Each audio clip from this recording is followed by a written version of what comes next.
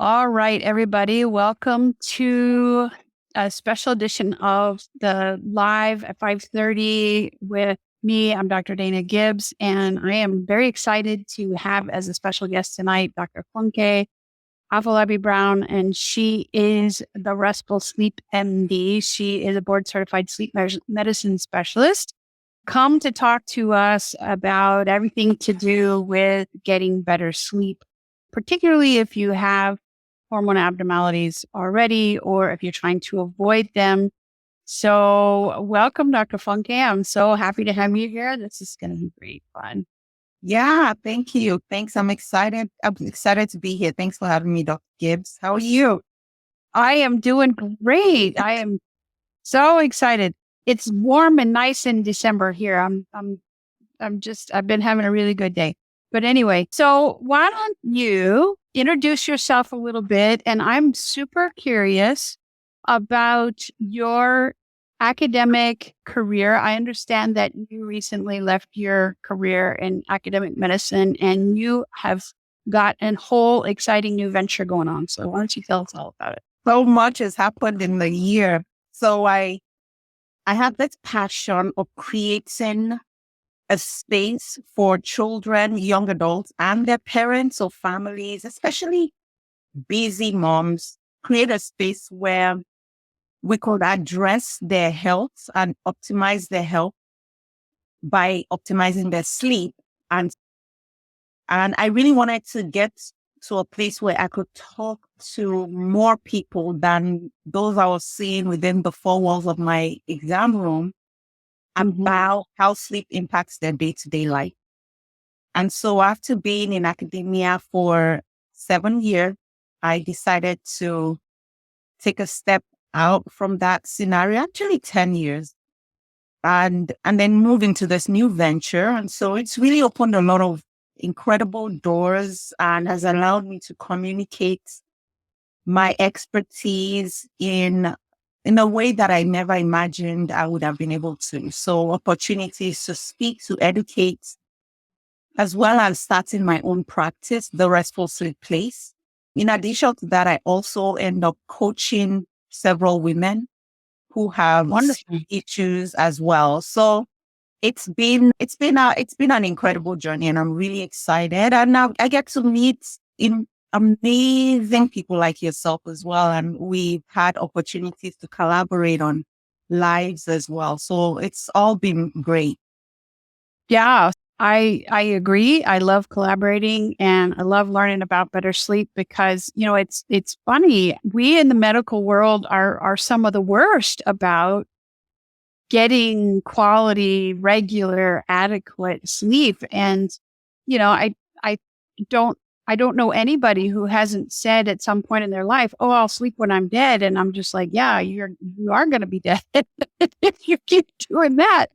Talk to us about what happens if you don't get adequate sleep or versus do get adequate sleep. And of course, my audience is particularly interested in what it would do to your hormones, but just tell us the pros and cons of getting adequate sleep. So I would start with the cons because they're very few, which is that adequate sleep will need some investment of your time. And so if you're a high achieving goal crusher who wants to go, you might notice that you feel like and I'm saying feel like you're slowing down because all of a sudden you don't have 24 hours a day. You have 16 hours a day to do the work you're meant to do because you're going to spend those other 8 hours sleeping. And so that's a different mindset shift compared to when you are sleeping just for 4 hours and working 20 hours a day. So that's the only con. But it's an investment because guess what? Those 20 hours you spent, quite a number of those hours, you were kind of in a fog, tired, not focused.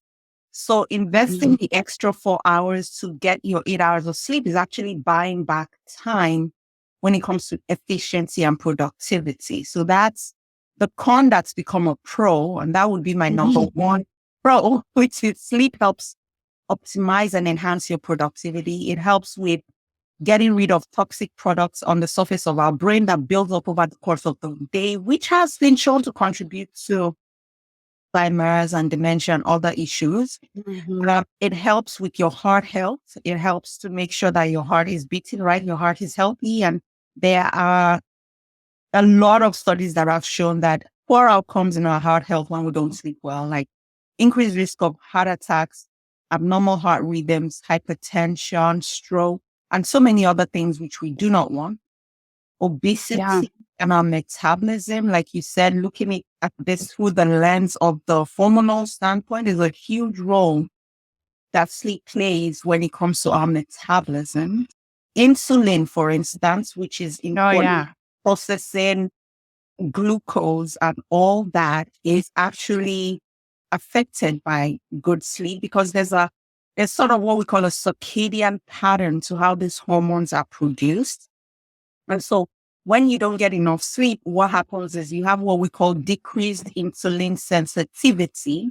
So your body is just not able to respond. Say, for instance, your sugar is high. You just had a very large meal and your body should be digesting it. Insulin goes up to kind of help with that process. Insulin sensitivity goes down. So your body doesn't even realize that you're loaded with all that sugar. And so that over time, we have what you call increased insulin resistance. So it's almost like your body's ability to really process those sugars is affected. And that then can contribute to initially what we call impaired glucose tolerance. You may start to be at high risk for diabetes. And so you may become pre-diabetic and over time become diabetic. So that's one big one. And we know that with that, there's so many complications that can result from that. And then there's also things like even our appetite and the risk of obesity. So if we stay within that metabolism umbrella, with obesity, the link is thought to be through a few things. One thing we know is that two hormones that actually help with controlling our appetite. One is called leptin. And what leptin does is it's a satiety hormone. And it's what sends signals to your brain to say, okay, I am full. I just had some lunch, some dinner, I'm full. And it signals to your brain and you feel satiated, right? And the other hormone is called ghrelin. And that's a hunger hormone. That's what sends signals to say, okay, it's about now, we should be eating. So your leptin appropriately should be high when you're done eating and your ghrelin should be low, right? But when you don't eat, when you don't sleep well, there's almost like a flip of that. So your leptin becomes low, you don't feel full, and your ghrelin is high, you're hungry. And so that's going to lead you to want to eat larger amounts. And also because decision-making is affected by good quality sleep. When you don't sleep well, your frontal lobe is just really not working as well. Your amygdala, that's the emotional part of your brain, may sort of seem like it wants to take more control. And so you're going to go to hungry because your leptin is telling you I'm hungry, I'm not full, and your ghrelin is high. You're not going to make the decision to grab a carrot. So as a snack, you're going to grab a carrot cake, right? Eat. And because of that, you're going to then want to eat more of this high calorie, high sugary foods, which then will contribute to, the obesity and then diabetes. And then I also want to connect also just the motivation to want to exercise on the back of that. So not sleeping well, then you're less motivated to show up at the gym.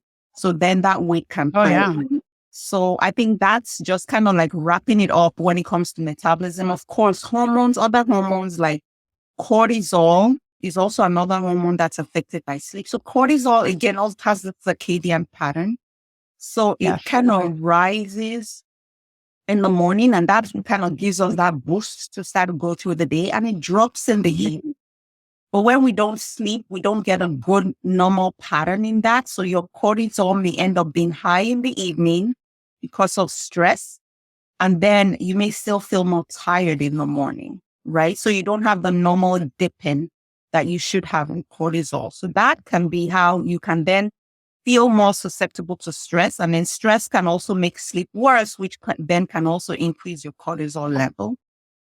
Yeah. And I think maybe finally, I'll just mention throwing growth hormone, because that's also hormone. So growth hormone is regulated by sleep. It's released during deep sleep, and it has so many functions. I'm in front of a hormone specialist here, so I'll just think for growth, for cell repair, for rejuvenation, for metabolism, for recovery. So when you don't sleep well, you don't get that production of growth hormone. So it's not just for kids, even in adults, in athletes, and in so many people. So good sleep is good. Yeah. Well, all of that stuff that you've said, I'm just like, oh yeah. So what do you say? What do you say to somebody who says, "Oh, but I'm a night owl. I want to stay up till 1 or 2, and then I want to sleep till 11." What do you say to those people?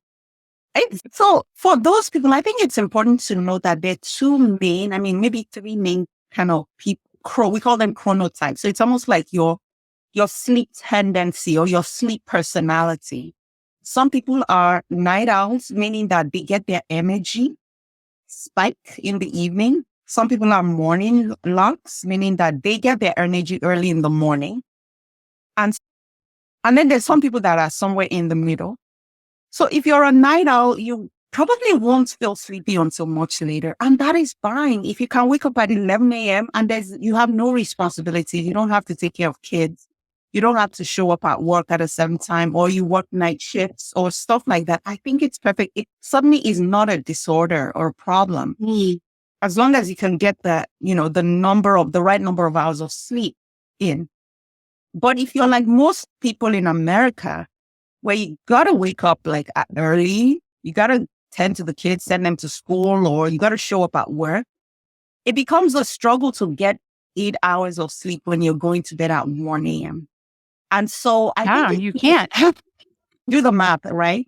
So I think for that, in that kind of scenario, I dig a little deeper to say why, what happens. And then we kind of look at your home and your life situation. That's why in my program, sleep recommendations have to be highly personalized.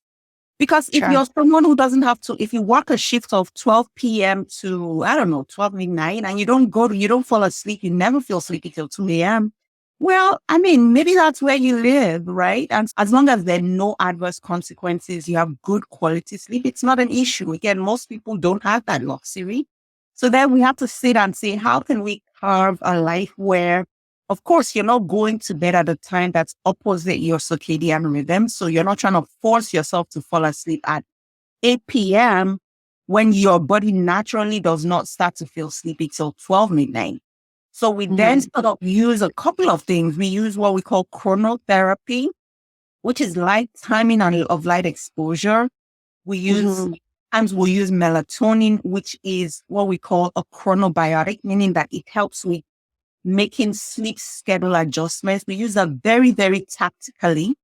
And then we also use behavioral strategies, which are, some of the basic things we know about, caffeine, exercise, all that stuff. So we kind of have to create a plan that will help shift your body so that you're able to maybe fall asleep a little bit easier so that you can stay up and get quality sleep that you need. Okay. No, that's really cool. So I was going to ask you, what do you say to people who have to get up at 7, but they don't feel sleepy until, 12 or 1, but sounds like you really answered that already. Yeah. Another question, for those people who have to get up at, 6:30 or 7 or whatever, and they say, oh, I lay down and I can't fall asleep. I'm not sleepy at, 10 o'clock or 10:30, whatever. And they're still using caffeine.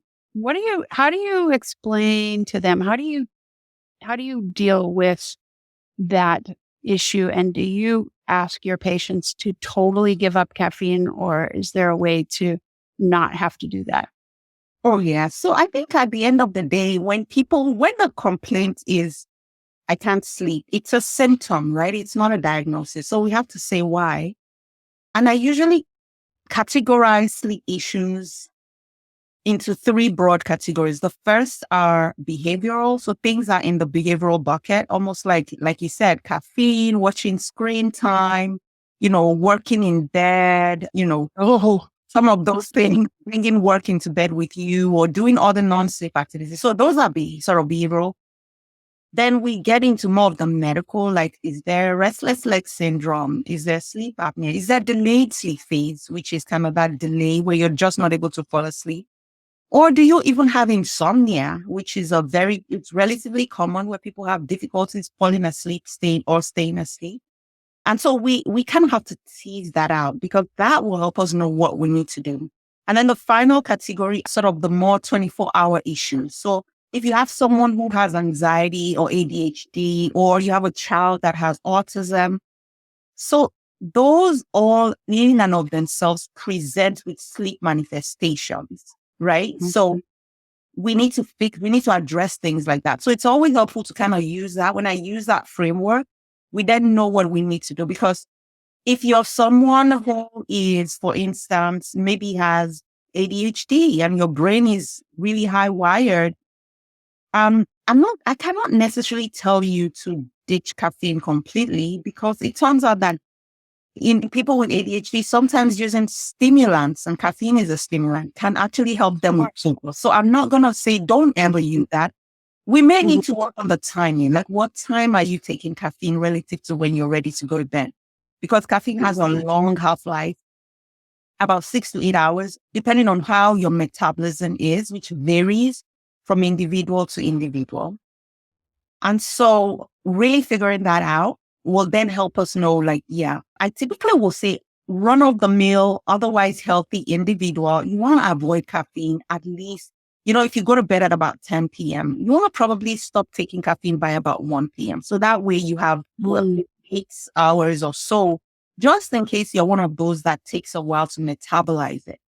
Otherwise, you may start to feel jittery. You may have less deep sleep when you're sleeping, or you may wake up frequently at night. If that's the case, then usually that's where we would start. Okay. Talk to us. I mean, you mentioned in passing, you mentioned melatonin, and I know a lot of people buy melatonin over the counter, take melatonin. Are there any other supplements that you think are as useful as melatonin? I mean, for example, I've heard of there's something called theanine, and then a lot of people seem to want to take magnesium, and then 5-HTP. There's all kinds of that people try on their own to get their sleep under control. So what do you recommend people do if they are like me and having a little bit of trouble staying asleep or a little trouble falling asleep? You've heard my story. I've tried everything. Yeah. So I would say you need to figure out why. Before we start throwing pills and supplements at you, we need to figure out why. I think that's the problem. Most times we're in such a hurry to get to the solution, we miss the beauty of the journey. Like, what is going on? Listening to your body, paying attention. So if you tell me pick between theanine and exercise, for instance, I'll pick exercise. If you tell me pick between magnesium and a very well, enriched diet full of your vegetables, your leafy greens, your nuts, probably a Mediterranean diet, actually, I would pick more. So again, it's a lot of these products or supplements can help in certain respects, but it won't fix insomnia. It will not sleep habits. It definitely will not fix obstructive sleep apnea, which is commonly women, especially in the menopause, perimenopause period. So it won't, restless leg syndrome. So there are disorders that may need to be addressed rather than using this as a band-aid. Now, if you have a little bit of maybe occasional nights where you have difficulty sleeping, that's fine. Like, magnesium has been shown to be helpful because most times it's found in the soil, so it should be part of the food we eat. But a lot of times, the foods that we're eating are deficient in magnesium.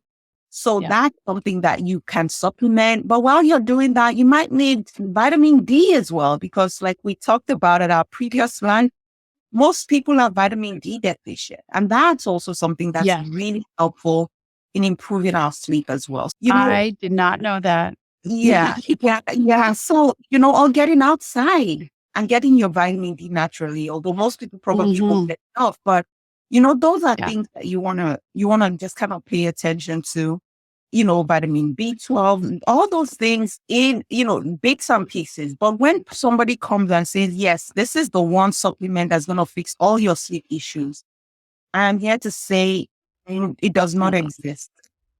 Exactly. Yeah. Yeah. All right. So, how can people learn more about your new program, where to find you, what you do? Yeah, thanks for having me. So the best place to find me is on my website. It's at Restful Sleep MD. I'm still the Restful Sleep MD, but my practice is the restfulsleepplace.com. So that's the restfulsleepplace.com. And I have a blog on there. I have access to my YouTube channel. I have my clinic, which is really focused on children, young adults with sleep disorders. You could schedule an appointment there to see me. If you're a mom, say you don't live in the California, Pennsylvania, New Jersey area, which is where I'm licensed to practice clinical medicine, sleep medicine, but you feel like coaching, meaning that you want me to hold you accountable to kind of dig deep into the mindset behind your sleep issues, the insomnia spiral you're in. You could also schedule an appointment, free call, a free 30-minute consultation with me to see if we can work together. So those are the main ways you could work with me. And then I'm also on Instagram quite a bit. And that I'm at Restful Sleep MD. So that's another place to connect with me. Awesome. Wow. Boy, I have like another hour worth of questions bubbling around in my head, but I need to stop. I know you have a hard stop pretty soon. Any other advice that you can give people about helping optimize their sleep? Say they're really motivated and they're like, okay, I get the value. I want to be healthy. Where should they start? What's the number one thing you tell people to just start doing? It's one place, consistency, pick and commit to it. Here's the analogy I give. Make sleep a recurring appointment that's not negotiable, the same way you would make your appointment with your multidisciplinary specialist. So if I was going to come see you, Dr. Gibbs, and I had an appointment, and I don't know, maybe it takes 1 or 2 weeks to get an appointment with you, I'm not just going to cancel just flippantly. I'm not just going to be like, oh yeah, my friend asked me to run an errand, so see ya. No, I wouldn't do that. I would be like, listen, my friend, we're going to have to put that favor to the side because I got to show up to see somebody that's going to change my life. And sleep changes your life every single night. Make that appointment, stick to it, set a timer to go off on your phone to say, it is time to go to bed. It will change your life. And then go on from there. That's the first place to start. Consistency. That is awesome. I mean, that is profound right there. Okay, so I know you've got to go. So thank you so very much for coming. I'm Dr. Dana Gibbs. I have a hormone and thyroid management clinic in South Lake, Texas. If you're listening to this and you're not a physician, please keep in mind that medical research and medical treatment is not a black and white thing. We have to individualize for each patient their particular situation. So this is not meant to be medical advice. It's for information purposes only. And you should consult your doctor for any medical conditions that you might have. And thank you everybody for coming. This has been so much fun. And I hope to talk to you again really, really soon. Bye. Thank you so much for having me. You're welcome. It was a lot of fun. Take care. Bye-bye.